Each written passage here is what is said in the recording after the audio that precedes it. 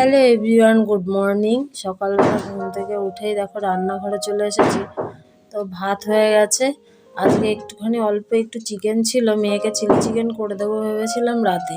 তো আজকে যেহেতু বাজারে সেরকমভাবে কিছু ছিল না, সেই জন্যই চিকেনটাকেই একটুখানি কষা কষা করে ওকে রান্না করে দিয়ে দেবো। তো একটু টমেটো ক্যাপসিকাম কুচিয়ে নিয়েছি, পেঁয়াজটা আগেই ভাজা হয়ে গেছে, আর একটু আদা রসুন গ্রেট করে নিয়েছি। মিক্সিতে আর দিইনি, যেহেতু সামান্য একটু। যাই হোক, এটা মাংসটা কষিয়ে ছোট্ট ছোট করে আলু কেটে ভেজে তুলে রেখেছি।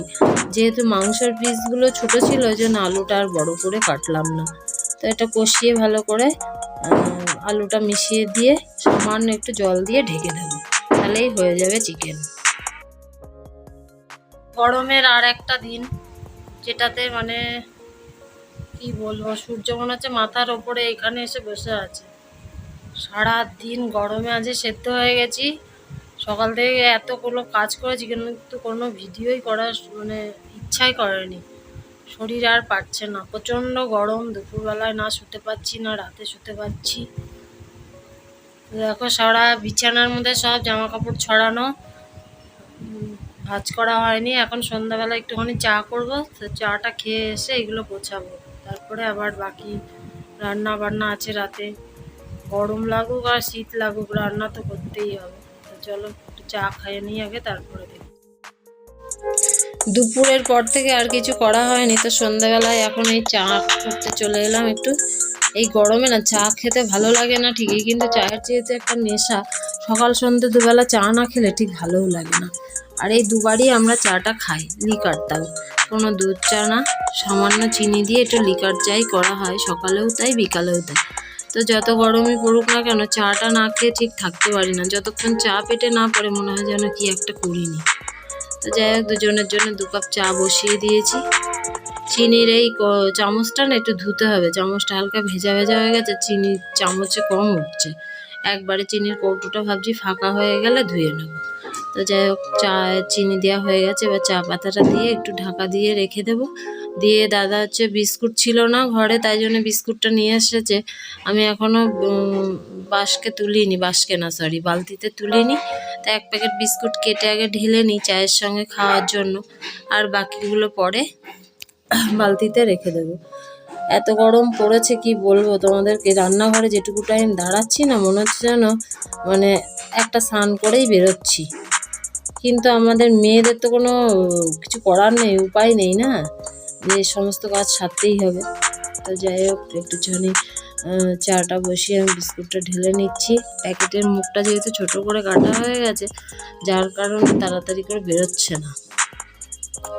এই বিস্কুটটাই একটু খাই, তাছাড়া সেরকমভাবে অন্য কোনো বিস্কুট খেতে এখন আর ভালোও লাগে না। আবার এই বিস্কুটটা না সব দোকানে রাখে না। আগের দিনকে বিস্কুট আমি 1 প্যাকেট আনতে গেলাম, তখন বললো এইটা নেই, একটা অন্য দোকান থেকে। তারপরে আবার মেরি বিস্কুট নিয়ে চলে এলাম। তো বিস্কুট ঢালা হয়ে গেছে, চাটাও ওদিকে ভিজে গেছে। এবার হচ্ছে চাটা ছেঁকে নেব। চা খেয়ে তারপরে জামা কাপড়গুলো ভাঁজ করতে হবে। জামা কাপড় দুপুরবেলা আমার তো কাচা ধোয়া শেষ নেই। শীতের জিনিস এখনও আমি কেচে যাচ্ছি। এই জিনিসগুলো আগের দিন দাদা কেচেছিল, তা শুকিয়ে গেছে। 2 দিন ধরে ভাঁজ করবো, তুলে রেখেছিলাম, করাই হচ্ছে না। তা আজকে ভাবলাম কেচে ভাঁজ করে একবারে জায়গার জিনিস জায়গায় তুলে দেবো। তো এই শীতের কিছু সোয়েটার চাদর এগুলো ছিল দাদা আগের দিনকে। এগুলো ঠিক অ্যাকচুয়ালি নোংরা না, ওই বাইরে ছিল পড়ে, যার কারণে একটু ধুলো ধুলো হয়ে নোংরা হয়ে গিয়েছিল। তাই জন্য সামান্য সার্ফ দিয়ে উনি এগুলো কেচে মেলে দিয়েছিল। এবার এগুলো আবার তুলে দিই পরের বছর শীতের জন্য, কারণ এই গরমের মধ্যে শীতের জিনিস দেখে যেন গরমটা আরও বেশি লাগছে। তো জামা কাপড়গুলো সব ভাঁজ করে নিয়ে, মেয়ের আবার ওদিকে আগের দিনকে যে শাড়িটা কিনে নিয়ে এলাম তোমাদেরকে দেখালাম, এখন বলছে ওই শাড়িতে নাকি হবে না, ওদের হচ্ছে লাল হলুদ শাড়ি লাগবে। লাল হলুদ মানে হয় লাল, না হলে পুরো হলুদ। তো এখন হলুদ শাড়ি দুটো আছে, কিন্তু ও বলছে ওই শাড়ি পরবে না। একটা জামদানি আছে আর একটা শান্তিনিকেতনের শাড়ি আছে, তো ওইটা পরবে না। এখন দেখা যাক কি পরে। তো যাই হোক, আমার এদিকে সব ভাঁজ করা হয়ে গেছে। এবার এই চাদর দুটো ভাঁজ করে এগুলোকে সব আলমারিতে ঢুকিয়ে দেবো। দিয়ে নিয়ে তারপরে আবার রাতের বেলায় যা খাবার দাবার করতে হবে। খানিকটা ভাত রয়েছে, ভাবছি পান্তা জল ঢেলে দিয়ে পান্তা ভাত করে খেয়ে নিই রাতে।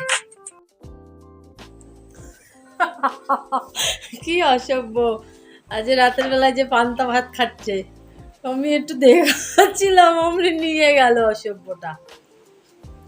ওর জন্য আমি রুটি কিনে নিয়ে আসলাম, যে রাতের বেলা রুটি খাবে, ঠান্ডা লেগেছে, তাও আবার পান্তা ভাতটা নিয়ে বসে পড়লো। কোনটা? এখন খেতে হবে না পান্তা ভাতের সাথে? মাজা লিচুটা একটুখানি আমি খেয়ে নিয়েছি, ওইটাই খা এখন।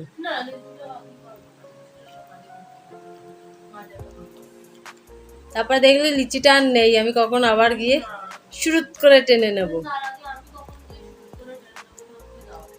নাক দিয়ে জল বেরোচ্ছে। তো তো ঠান্ডা লেগেছে।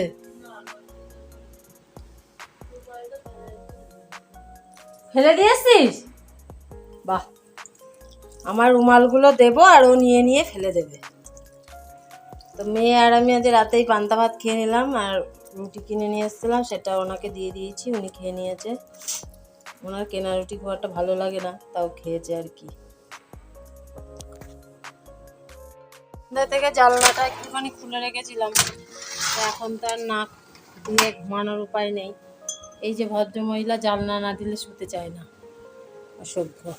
একটু জানলাটা খুলে রাখলে তাও ঘরটাকে একটু ঠান্ডা করে। এই সব দরজা জানলা দিয়ে দিলে কি আর ভালো লাগে? খাওয়া দাওয়া সেরে একবারে গা ফা ধুয়ে চলে এসেছি, শুয়ে পড়বো এবার। শুয়েও তো শান্তি নেই, একটু পরেই গরম লাগা শুরু হয়ে যাবে, অলরেডি ঘাম শুরু হয়ে গেছে।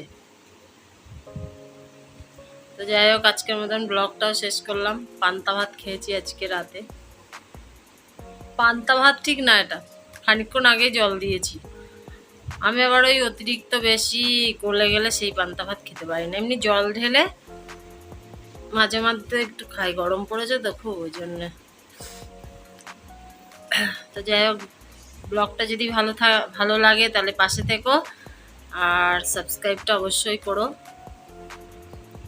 আজকের মতন সবাইকে শুভরাত্রি জানিয়ে বিদায় নিচ্ছি, আবার আগামী দিন নতুন ভিডিও নিয়ে হাজির হব। সবাই ভালো থেকো, সুস্থ থেকো, শুভরাত্রি, টাটা, গুড নাইট, জয় গুরু।